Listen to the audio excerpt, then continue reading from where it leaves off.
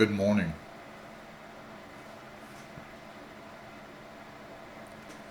Stay yourselves and wonder, cry ye out and cry. They are drunken, but not with wine. They stagger, but not with strong drink. For the Lord hath poured out upon you the spirit of deep sleep, and hath closed your eyes. The prophets and your rulers, the seers hath he covered. And the vision of all is become unto you as the words of a book that is sealed, which men deliver to one that is learned, saying, Read this, I pray thee. And he saith, I cannot, for it is sealed. And the book is delivered to him that is not learned, saying, Read this, I pray thee. And he saith, I am not learned. Wherefore the Lord said, For as much as this people draw near me, with their mouth and with their lips to honor me, but have removed their heart far from me, and their fear toward me is taught by the precept of men. Therefore, behold, I will proceed to do a marvelous work among these people, even a marvelous work and a wonder. For the wisdom of their wise men shall perish, and the misunderstanding of their prudent men shall be hid. Woe unto them that seek deep to hide their counsel from the Lord, and their works are in the dark. And they say, Woe, who seeth us, and who knoweth us? Surely your turning of things upside down shall be esteemed as the potter's clay. For shall the work say of them that made it, He made me not? Or shall the thing framed say of him that framed it, He had no understanding? It is not yet a very little while, and Lebanon shall be turned into a fruitful field, and a fruitful field shall be esteemed as a forest. And in that day shall the deaf hear the words of the book, and the eyes of the blind shall see out of the obscurity and out of darkness. The meek also shall increase their joy in the Lord, and the poor among men shall rejoice in the Holy One of Israel. For the terrible one is brought to naught, and the scorner is consumed, and all that watch for iniquity are cut off, that make a man an offender for a word, and lay a snare for him that reproveth in the gate, and turn aside the just for a thing of naught. Therefore saith the Lord, who redeemed Abraham concerning the house of Jacob, Jacob shall now not be ashamed, neither shall his face now wax pale, but when he seeth his children, the work of mine hands, in the midst of him they shall sanctify my name, and sanctify the Holy One of Jacob, and shall fear the God of Israel. They also that erred in spirit shall come to understanding, and they that murmured shall turn and learn doctrine. That's from Isaiah.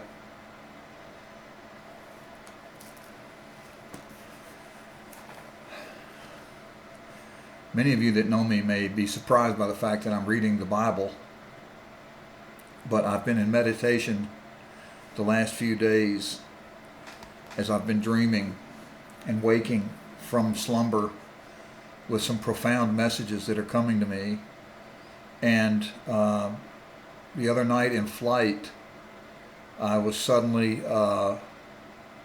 taken by my feet and by strong hands, and the flight was broken off by a sudden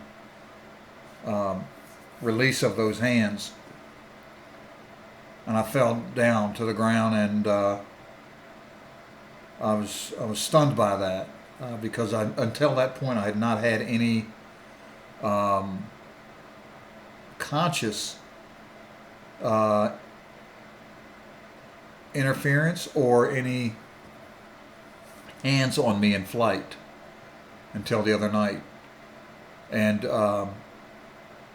it now occurs to me and comes to me that those hands have been there all this time in the order of things to allow me to fly in my dream state. So, the Bible has some really, really important messages for us. And we need to understand that we were created in the image of what we call God.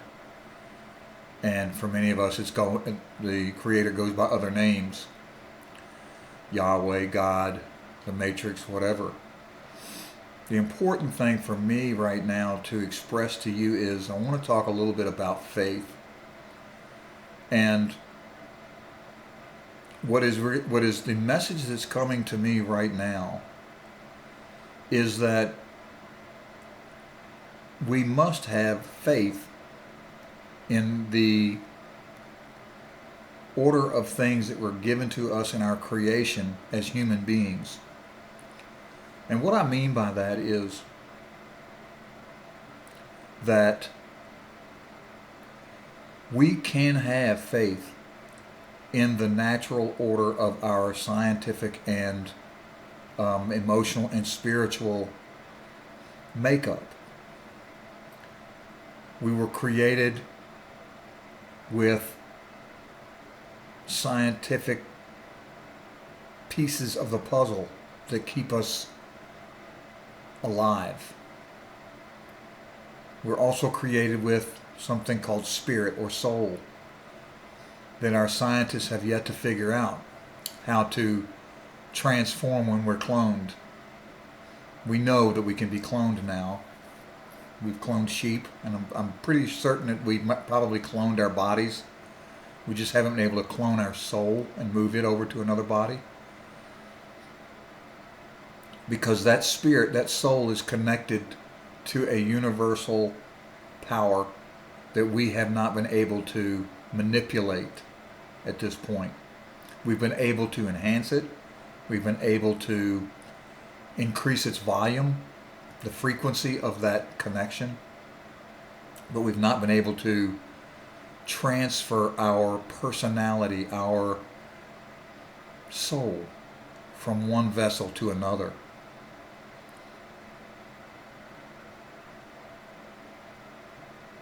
There's many of us that believe that is accomplished through reincarnation when we live lifetime to lifetime. But even when that happens, in our Creator's design, only little snippets of those previous lives are allowed to sneak in to give us some reminders of previous lives. Deja vu, I've been here before, lessons learned, things that give us great movement in new lives. Like people that have a life where suddenly they can play the piano at the age of 3 years old miraculously. Things like, I don't know, whatever. You know what I'm saying. You know what I mean when I say miraculous lives that seem to come from nowhere and allow people to do things very early, or to be able to do amazing things in their life that seem to be beyond the comprehension of regular people, if you will, regular folks. So the reading that I just did it says to me that when we disconnect from the beliefs that hold us together in our image of our Creator and the natural and man-made, if you will, laws that have been put in place, such as our 10 Commandments, which we believe came from our Creator, then things happen that are not so good. Whole civilizations crumble when we morph ourselves into things that are outside of that natural order. Things we call sin, to a large degree, create chaos in ways that end in disease and implosion of great civilizations. And even now, in this great country, the United States, we're seeing a great implosion of this magnificent experiment that started over 200 years, actually 400 years ago. We say 200 years because of when our independence was, but we've been here for a long time. Actually, a short time when you think about other countries that are still struggling with the human rights thing. And in this book, the Bible, the things that are talked about in here are thousands of years old. And back, even back as when Cain and Abel started the first war between two brothers, those things are thousands of years old, and countries that are out there, and especially in the Middle East, are still to this day deeply embattled, embroiled in religious wars and caste wars and race wars. And it's based on these beliefs in here to a large degree. And what God, our Creator, the words that are in this book tell us caused these divisions among people who should have been loving and caring all the way back to Adam and Eve. But when you stop and honestly assess, as I'm being forced to do right now, as I say, the last few nights, I am being challenged to reassess where I'm at. I've been asked to think about where I am and assess myself again, to get back to where I'm supposed to be.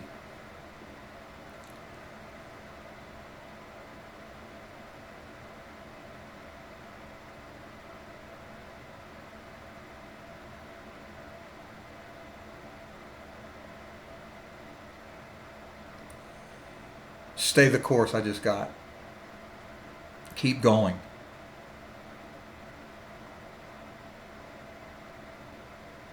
I want you to know that I am striving to bring the message that I get. It is my understanding that there is a vast amount of knowledge and information available to us if we can overcome our own blockages and hurdles that we put in our own way, as I have done.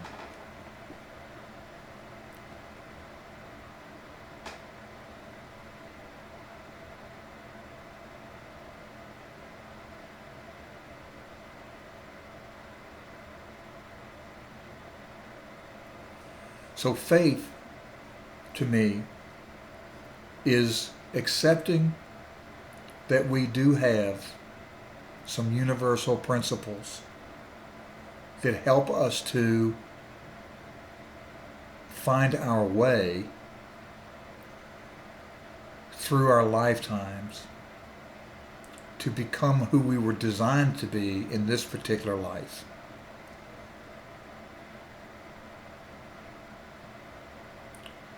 Live as honestly as you can. And assess honestly where you are, as I have done again this morning.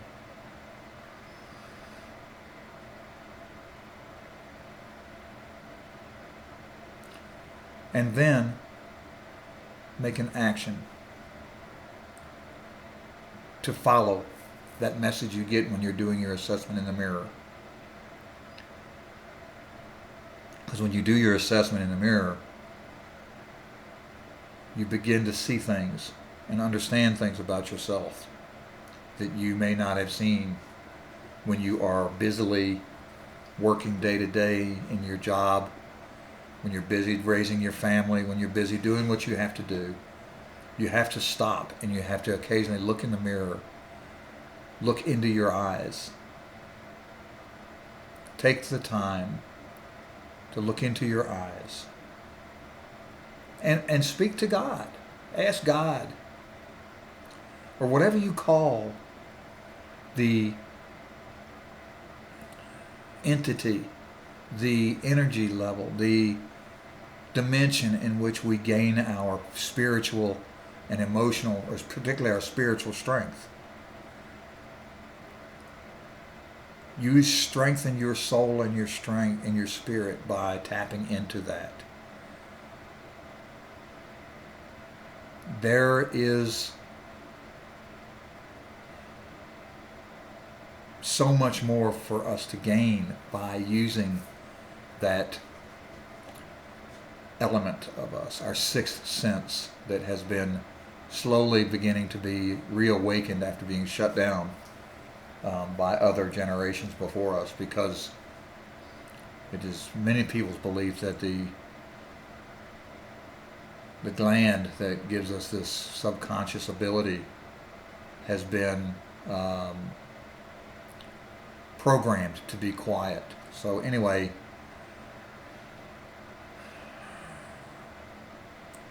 the mirror to your soul is your eyes, and do an honesty assessment.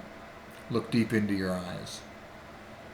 Open your mind, open your soul up, and get that connection back. And you'll begin to see things and understand things a little bit better about what it is you're supposed to be doing. Have faith in that. I do not feel that you need to fall down on your knees and give up. Your omnipotence, which is part of what your creation is, the idea of you being created in the image of your Creator. And that is also what's in here. That you were created in the image of God, if you will, is that you are a very powerful creator. And that with that comes the responsibility and accountability for what you do. You cannot simply say it was God's fault. You cannot say that it was destiny that caused you to do certain things. You have to understand that you have responsibility and accountability for the things that you do, and that you have to take the faith in the principles that you were designed within and live within those principles and believe in those principles. That you are a great creator. That you do have power to create. And that if you live honestly and with pure love in your heart, that the omnipotence is good. When you don't live honestly and with pure love in your heart, your omnipotence can be terrible. When you think about some of the people that have come before us and the people that are living within us, we are living under right now, with the tyranny and oppression that we have been experiencing, those people are not living honestly and with pure love in their hearts. And their omnipotence that is being unleashed on people is a terrible thing. And people like you and me and others who are awakened to our honesty and our pure love can reverse the terrible things that are happening to other human beings right now, because there are those of us who are teachers and who are connected and who want to help. So your omnipotence is your inherent ability to create and your inherent ability to destroy, depending on how you use your talents and your ability to create great things. But you first must honestly assess by doing your inner study. The pure love aspect of hope that Jesus was teaching is the healer. It's the glue.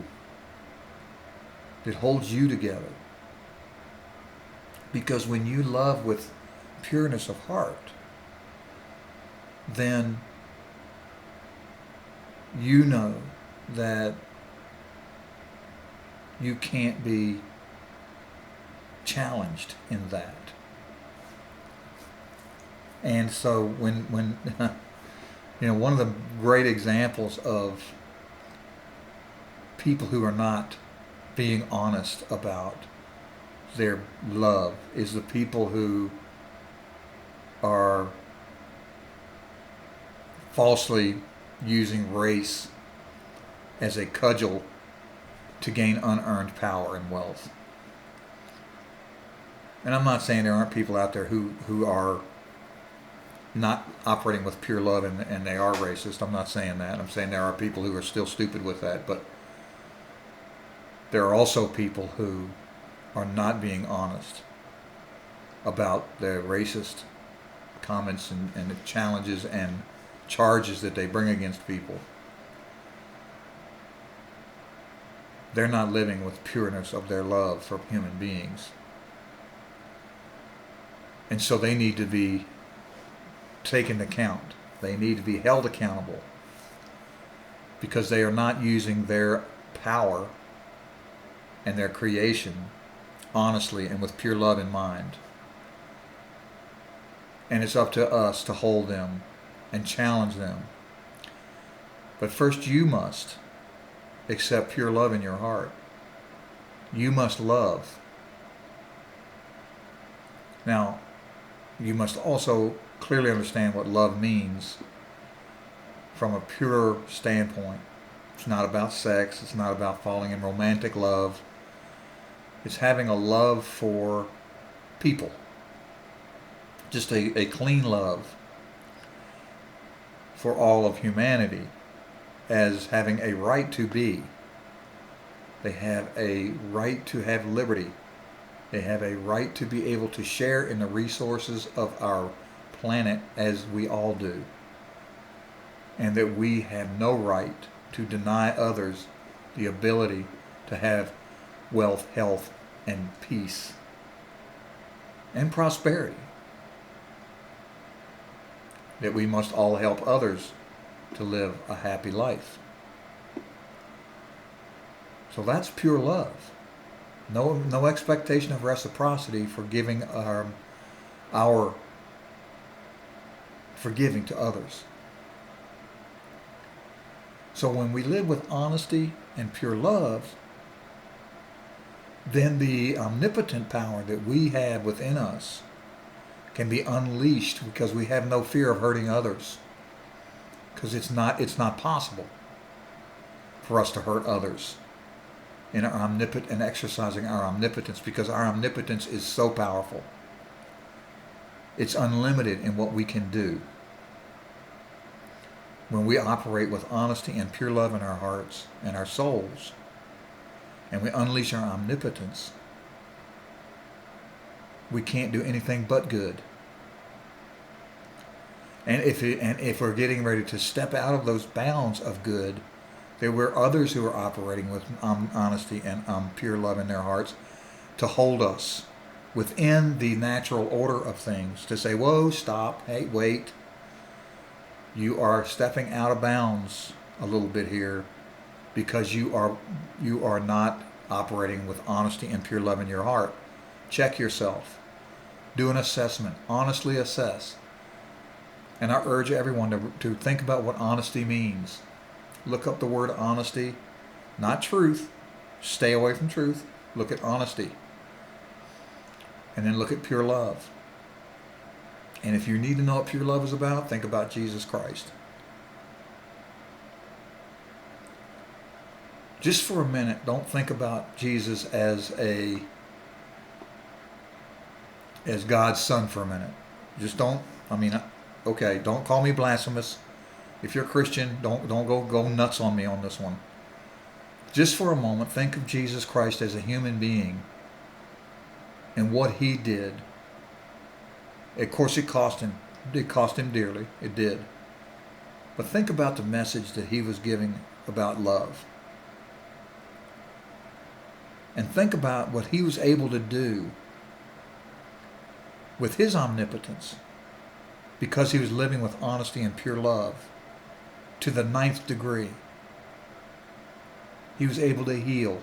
He was able to walk on water. He was able to turn water into wine. He was able to do so many things to help people because he was so connected with God and because he was living with honesty and pure love in his heart. He was able to exercise his creative power, his omnipotence. And he told us all we can be as he is if we follow his teachings. And again, honesty and pure love allows us to unleash the omnipotent power. And when we live with honesty and pure love and we unleash the omnipotent power to create, then we realize our essence as a human being. And the essence of our being a human is what we were created in this life to do.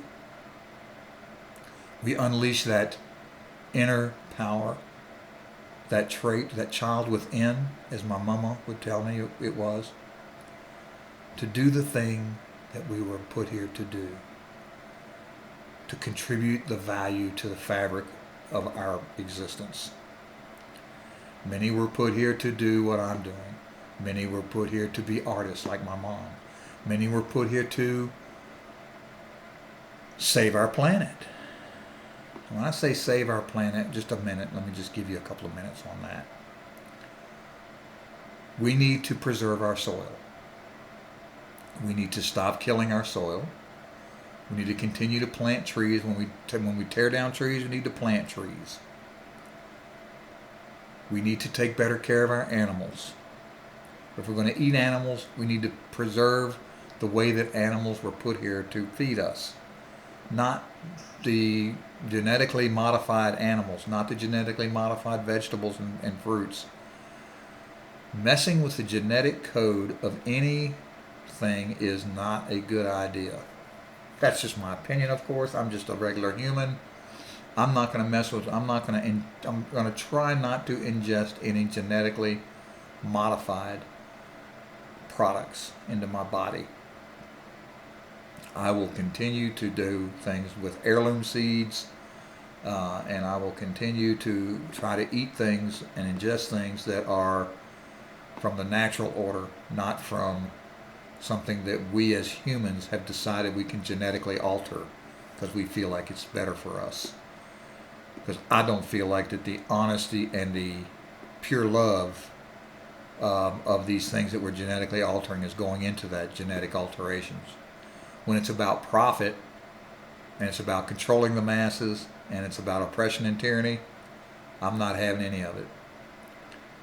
So, honestly assess, pure love, unleash your omnipotence that allows you to align with the essence that you were created to do, your life purpose. And then you're unstoppable, and we can align all of ourselves with what it is we're here to do, and our country can get back and our world can get back to being where it's supposed to be. A natural habitat where we are all living and learning together and getting closer to being that immortal spirit that we were here to strive for. And we can go into creation mode in a real way. For many of us, we think that we may start creating universes and galaxies into eternity. But that's for another discussion, for another day. So that's the message I have for you today. This book does have some really good messages in it. I'll continue to bring them. I'll continue to talk. I'll continue to bring messages that I'm receiving from my God.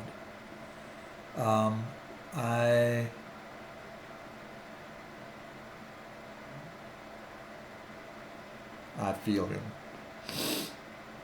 or her, it, they. Hope you have a good day today. Remember, look in the mirror and assess. I'll talk to you next time. Love you.